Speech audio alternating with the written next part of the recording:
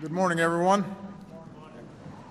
Thank you, Secretary Shinseki, for your lifetime of service to our nation and for being a tireless advocate on behalf of America's veterans, including your fellow Vietnam veterans. To Vice President Biden and Dr. Jill Biden, Secretaries Hagel and Perez, Admiral Winnefeld, Major General Buchanan, most of all to our outstanding veteran service organizations, our men and women in uniform, and to the proud veterans and family members joining us in this sacred place. Michelle and I are incredibly honored to be with you all here today again. To the Gold Star families and the brothers and sisters in arms who walk the paths of these hallowed grounds in the cemeteries around the world, we join you as you remember your loved ones who wore America's uniform. And here at Arlington and Section 60, we've ensured that you can continue to bring the small mementos of your love and affection to the final resting place of these American heroes. Today we gather once more to honor patriots who have rendered the highest service any American can offer this nation. Those who fought for our freedom and stood sentry for our security. On this hillside of solemn remembrance and in veterans' halls and in proud parades across America, we join as one people to honor a debt we can never fully repay. In the life of our nation, across every generation, there are those who stand apart. They step up, they raise their hands, they take that oath, they put on the uniform, and they put their lives on the line. They do this so that the rest of us might live in a country and a world that is safer, freer, and more just. This is the gift they've given us. This is the debt that we owe them.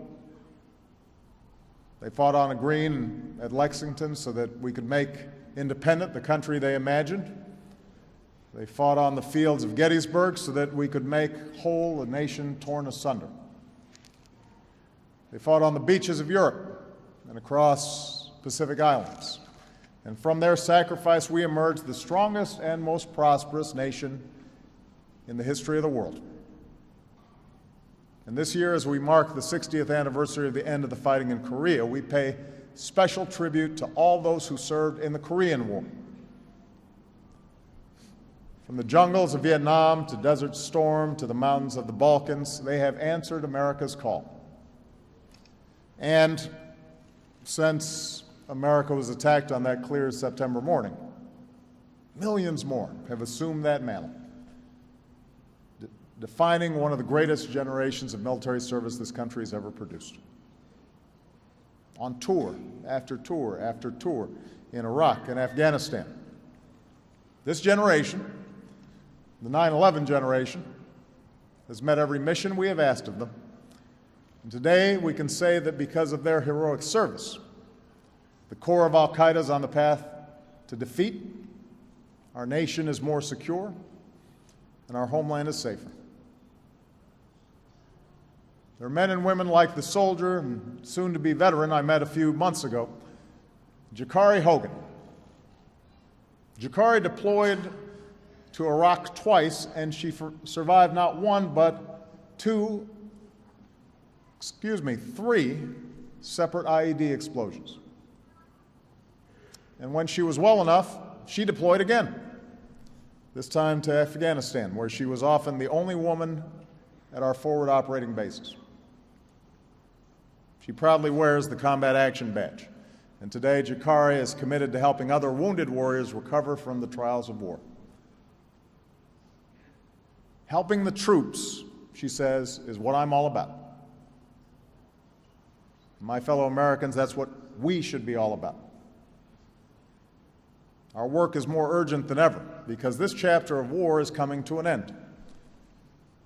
Soon, one of the first Marines to arrive in Afghanistan 12 years ago, Brigadier General Daniel Yu, will lead his Camp Pendleton Marines as they become one of the last major groups of Marines to deploy in this war. And over the coming months, more of our troops will come home. This winter, our troop levels in Afghanistan will be down to 34,000. And by this time next year, the transition to Afghan-led security will be nearly complete. The longest war in American history will end.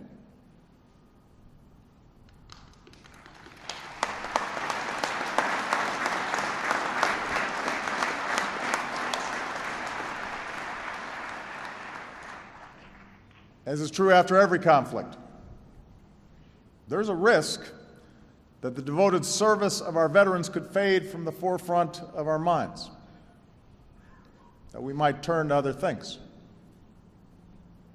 But part of the reason we're here today is to pledge that we will never forget the profound sacrifices that are made in our name. Today reminds us of our sacred obligations. For even though this time of war is coming to a close, our time of service to our newest veterans has only just begun. Think about it. Our troops wear the uniform for a time, yet they wear another proud title, the title of veteran, for decades, for the rest of their lives. As a nation, we make sure we have the best led, best trained, best equipped military in the world. We have to devote just as much energy and passion to making sure we have the best cared for, best treated, best respected veterans in the world.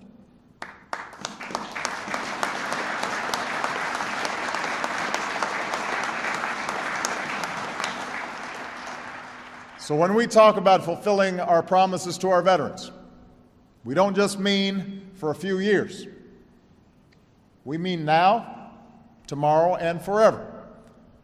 And not just for generations past, but for this generation of veterans and all who will follow.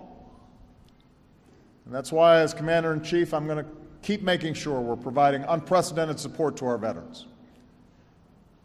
Even as we make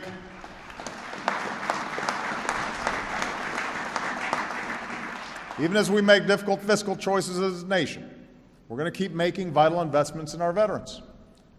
We're going to keep improving veterans' health care, including mental health care, so you can stay strong. We're making sure that veterans not covered by the VA can secure quality, affordable health insurance. We're going to keep reducing the claims backlog. We've slashed it by a third since March, and we're going to keep at it so you can get the benefits that you have earned and that you need when you need them.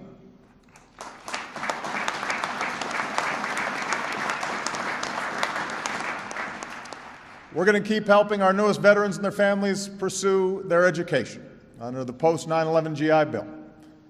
We just welcomed our 1 millionth student veteran, and we're ready for all those who come next. And we're going to keep demanding that the rights and dignity of every veteran are upheld, including by pushing for the Disabilities Treaty so that our disabled veterans enjoy the same opportunities to travel and work and study around the world as everybody else.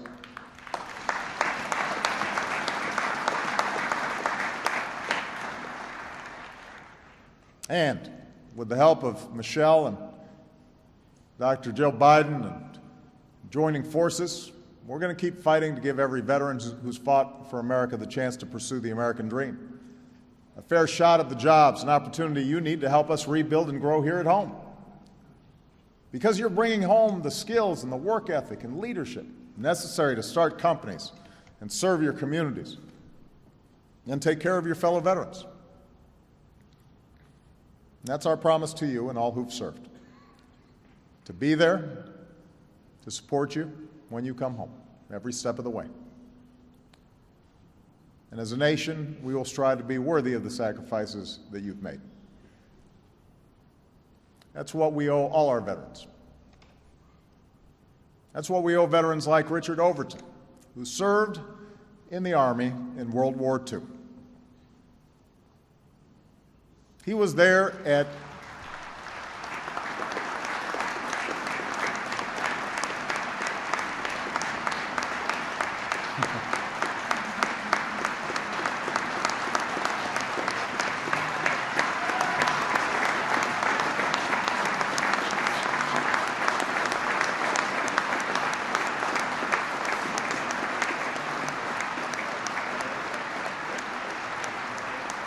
Now, everybody, I want you to know a little something about Mr. Overton here. He was there at Pearl Harbor when the battleships were still smoldering. He was there at Okinawa. He was there at Iwo Jima, where he said, "I only got out of there by the grace of God." When the war ended, Richard headed home to Texas, to a nation bitterly divided by race, and his service on the battlefield was not always matched by the respect that he deserved at home, but this veteran held his head high. He carried on and lived his life with honor and dignity. He built his wife a house with his own two hands. He went back to work in the furniture business. In time, he served as a courier in the Texas state capitol, where he worked for 4 governors and made more friends than most of us do in a lifetime. And today, Richard still lives in the house that he built all those years ago, rakes his own lawn, and every Sunday he hops in his 1971 Ford truck and drives one of the nice ladies in his neighborhood to church. So,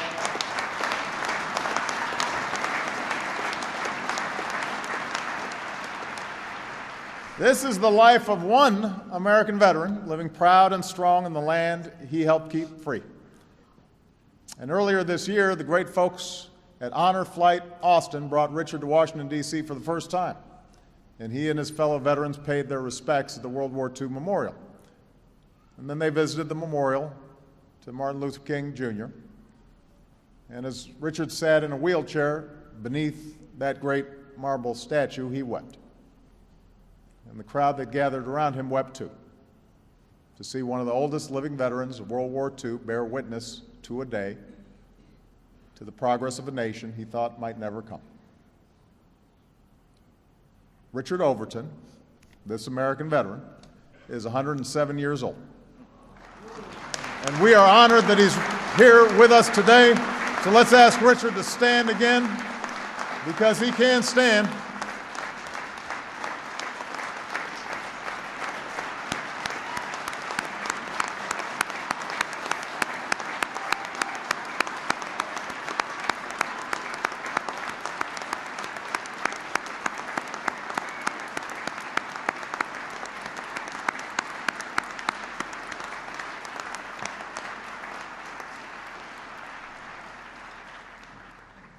This is how we'll be judged, not just by how well we care for our troops in battle, but how we treat them when they come home, and by the America we build together, by what we do with the security and peace that they have helped grant us, by the progress that allows citizens from Richard Overton to Jakari Hogan to play their part in the American story.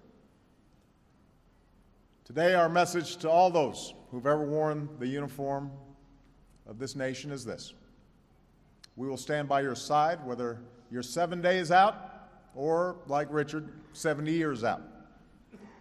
Because here in America, we take care of our own. We honor the sacrifice that has been made in our name for this nation that we love. And we commit ourselves to standing by these veterans and their families for as long as we're blessed to walk this earth. God bless you all. God bless our veterans. God bless our men and women in uniform, and God bless these United States of America. Thank you.